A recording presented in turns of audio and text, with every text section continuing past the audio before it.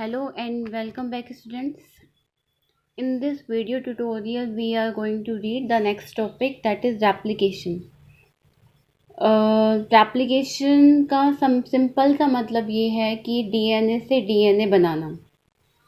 As we read during the central dogma कि DNA से DNA formation is called replication. हम जो replication पढ़ने जा रहे हैं that we are reading in E coli, यानी in prokaryotic cell we are reading.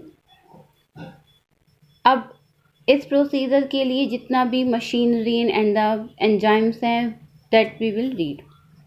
सबसे पहली बात, जो रेप्लिकेशन है, जो एज हमने सेल साइकिल में पढ़ा था G1S, G2 and M phase. तो जो सेल साइकिल की जो S फेज है यानी सिंथेसिस फेज, उस फेज में डीएनए का रेप्लिकेशन होता है.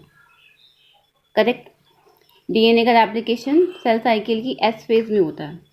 अब इस प्रोसीजर के लिए सबसे पहले हम रीड करेंगे सम ऑफ द कैटालिस्ट या एंजाइम्स विच आर रिक्वायर्ड. तो फर्स्ट ऑफ ऑल यहाँ पे आप देख सकते हो दो टाइप्स के पॉलीमरेज हैं. पॉलीमरेज यानी कि जो पॉलीमराइजेशन करे यानी चेन को इलोंगेट करे.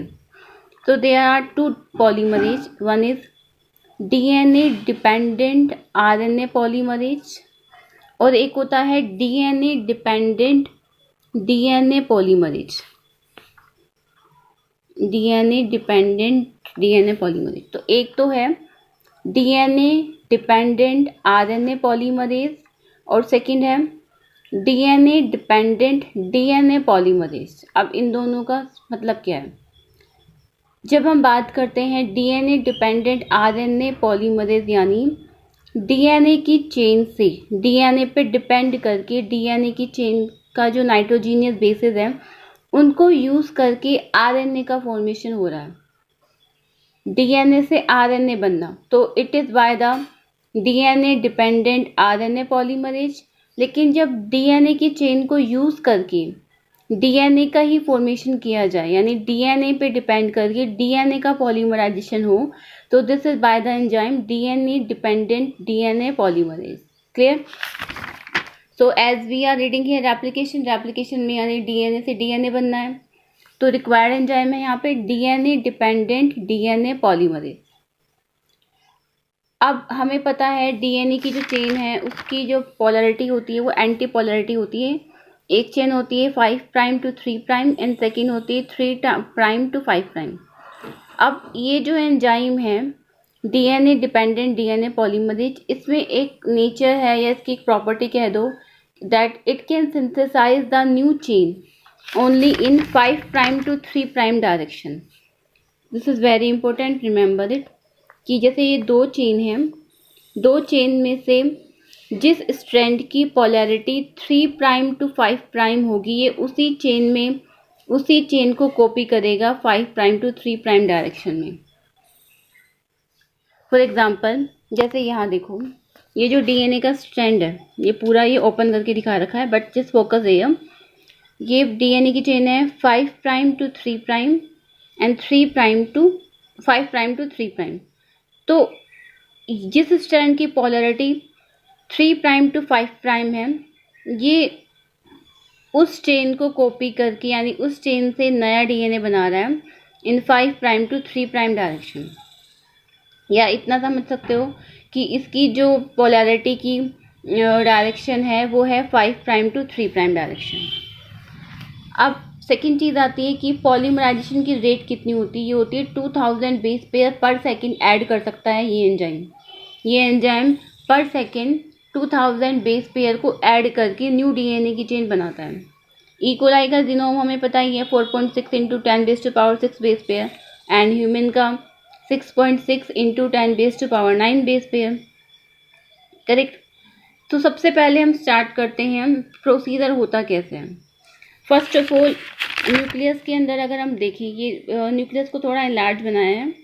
न्यूक्लियस में ये डीऑक्सी एडिनोसाइन मोनोफॉस्फेट क्योंकि हम डीएनए बना रहे हैं, deoxy guanosine monophosphate, deoxy cytidine monophosphate and deoxy thymidine monophosphate. ये जितने भी नाइट्रोजीनियस बेस है ये न्यूक्लियस में फ्री फ्लोटिंग स्टेज में रहते हैं और इनएक्टिव स्टेज में रहते हैं.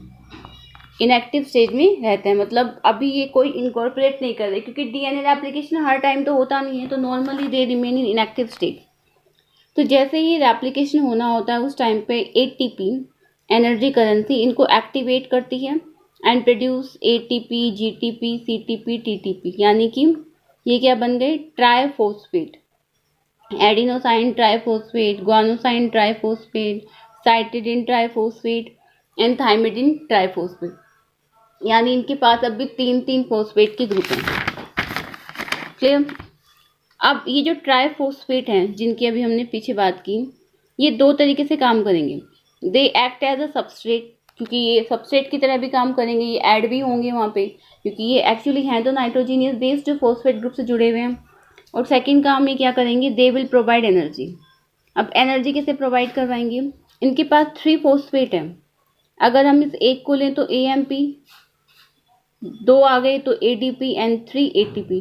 तो ये जो टर्मिनल वाले 2 फॉस्फेट ग्रुप को रिमूव किया जाएगा तो वो एनर्जी रिलीज करेगा। तो एक तरीके से ये सबस्ट्रेट का भी काम करेंगे एंड प्रोवाइड एनर्जी ऑल्सो। तो ये पूरा एक ये डीऑक्सी न्यूक्लियोसाइड ट्राइफॉस्फेट है, मोनोफॉस्फेट हो गया, इसका 2 फॉस्फेट ग्रुप रिमूव कर दिया। इसके अलावा इट नीड है अनदर एंजाइम हेलिकेज, क्योंकि डीएनए तो हेलिकल फॉर्म में है, उसको अनवाइंड करने का काम कौन करेगा, ये हेलिकेज एंजाइम। टोपा आइसोमरेज क्या करेगा, जो अनवाइंड हो चुके हैं डीएनए की चेन, उनके अंदर जो कोइलिंग है यानी स्ट्रेंथ जो है, उसकी टेंशन जो है उसको सीधा करेगा, रिमूव टेंशन। फिर सिंगल स्ट्रैंडेड बाइंडिंग प्रोटीन क्या करेंगे, ये जाके बाइंड कर देंगे और उसकी अगेन बाइंडिंग को ब्लॉक करेंगे, यानी दोबारा वो कहीं बाइंड ना हो जाए। इस तरीके से ये सब रिक्वायर्ड है। Beside of it needs a ओरी, यानी रेप्लिकेशन हर कहीं जगह से तो स्टार्ट नहीं हो सकता। It require a specific site that is called ओरी, ओरिजिन ऑफ रेप्लिकेशन, यानी जहाँ से रेप्लिकेशन स्टार्ट होता है। ई कोलाई जो है यानी प्रोकैरियोटिक सेल है, उसके पास एक ओरी होता है, whereas in the eukaryotic cell एक से ज़्यादा ओरी होते हैं, क्योंकि उनकी लेंथ काफ़ी बड़ी होती है। डीएनए लाइगेज एंजाइम ये डीएनए की चेन को ऐड करने का काम करेगा। एंड प्राइमर ये 18 to 20 न्यूक्लियोटाइड की एक शॉर्ट सीक्वेंस होती है और ये सबसे पहले बाइंड होती है, क्योंकि इसके ऊपर न्यू डीएनए का सिंथेसिस करना इजी होता है, तो ये पहले जाके बाइंड करती है। अब प्राइमर कौन सा होता है, आरएनए प्राइमर। और आरएनए प्राइमर कौन बनाता है, DNA dependent RNA polymerase enzyme. तो जैसे कि ये डीएनए की एक चेन है, बाय द टोपोआइसोमरेज इसकी जो कोइलिंग है उसको हटा दिया गया, अनवाइंडिंग कर दी गई बाय द हेलिकेज एंजाइम। ये सिंगल स्ट्रैंडेड बाइंडिंग प्रोटीन आके बाइंड हो गई ताकि इसकी दोबारा जो कोइलिंग है उसको रोका जा सके। अब एज आई टोल्ड यू, जो एंजाइम है उसका सिंथेसिस डायरेक्शन है 5 प्राइम टू 3 प्राइम। सबसे पहले एक प्राइमर बना, उस प्राइमर के ऊपर ये नई चेन बन गई, ये कॉन्टीन्यूस चेन बन रही है क्योंकि एंजाइम की पोलरिटी 5 प्राइम टू 3 प्राइम है।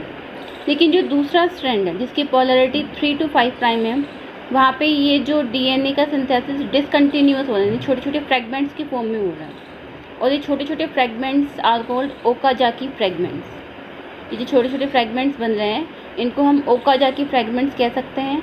And these fragments later attach by the enzyme DNA ligase enzyme. तो जिस पे कंटिन्यूअस चेन बन रही है it's called leading strand, and जिस पे डिसकंटिन्यूअस बन रही है इट्स कॉल्ड लैगिंग स्ट्रैंड। और ये हमारा टेम्पलेट डीएनए या पैरेंटल डीएनए है। तो मेन रिक्वायरमेंट हो गई DNA dependent DNA polymerase, RNA dependent DNA polymerase number 1, number 2 DNA dependent RNA polymerase, then helicase, topoisomerase, single stranded binding protein and DNA ligase enzyme. Then एक procedure हम read करेंगे in the chapter number 11 genetic engineering. उसमें हम recombinant DNA बनाएंगे। Recombinant का मतलब है एक ऐसा डीएनए जिसमें किसी और डीएनए का पार्ट भी हो। जब किसी और डीएनए का पार्ट होता है तो उसे हम फॉरेन डीएनए भी कह सकते हैं।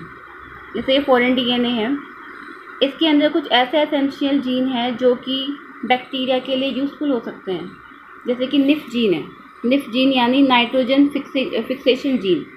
जिन बैक्टीरिया के पास ये निफ जीन होगी वो नाइट्रोजन फिक्सेशन कर सकता है। Now we want to introduce this nif gene into this bacteria. Directly तो ये जाएगा नहीं, तो हम इस फॉरेन डीएनए को पहले वेक्टर के साथ ऐड करते हैं। वेक्टर क्या है, एक्स्ट्रा क्रोमोसोमल डीएनए जो कि बैक्टीरिया में मिलता है उसके साथ यहाँ इसको ऐड करेंगे and then we will allow to infect it to the bacterial cell. हमें इसको वेक्टर से जोड़ने की नीड क्यों पड़ी? क्योंकि वेक्टर के पास ओरी है, यानी ओरिजिन ऑफ रेप्लिकेशन है, जो कि इसका भी रेप्लिकेशन करवाएगा। क्लियर? अब सपोज एक कंडीशन है, एक सेल है, उसके पास 2 क्रोमोसोम है, 2 पेयर ऑफ क्रोमोसोम्स हैं normally. When it will go into the synthesis phase में क्या होगा? इनकी कॉपी बन जाएगी। क्लियर? अब सिंथेसिस फेज के बाद G2 फेज आएगी एंड G2 फेज के बाद डिवीजन फेज आनी चाहिए। डिवीजन फेज में क्या होना चाहिए कि एक इधर और एक इधर, यानी रेप्लिकेशन जो रेप्लिकेटेड क्रोमोसोम्स हैं उनको डिफरेंट डॉटर सेल्स में जाना चाहिए। लेकिन मान लो फेलियर ऑफ डिवीजन हो गया या डिवीजन किसी कारण से हो नहीं पाया, तो ये सारे क्रोमोसोम्स एक ही सेल में रह गए। This condition is called polyploidy condition. Normally her chromosome का एक पेयर है, यहाँ पे एक से ज़्यादा पेयर है, तो this condition is called polyploidy condition. Next is the RNA world. RNA सबसे पहला जेनेटिक मटेरियल था जो कि डिस्कवर्ड हुआ था, लेकिन एज वी नो इसके 2 प्राइम पर एक हाइड्रोक्सिल ग्रुप है जो कि इसको कैटालिटिक नेचर प्रोवाइड करवाता है, और ये बहुत अनस्टेबल है क्योंकि आरएनए डायरेक्टली प्रोटीन को कोड करता है। तो इससे एक नया जेनेटिक मटेरियल बना जो कि था डीएनए, जो कि स्टेबल भी था और लेस रिएक्टिव था। बिसाइड ऑफ इट जो आरएनए है वो जितने भी प्रोसीजर हैं, जैसे कि प्रोटीन के अंदर प्रोटीन फॉर्मेशन में और स्प्लाइसिंग जो हम आगे पढ़ेंगे, स्प्लाइसिंग के अलावा मेटाबॉलिक रोल भी काफ़ी होते हैं इसकी। इस तरीके से बहुत सारे रोल प्ले करता है। इसके जो टाइप्स हैं वो हैं messenger RNA, ribosomal RNA and transfer RNA. इन तीनों का क्या क्या फंक्शन है in detail we will read during the procedure of translation. Thank you.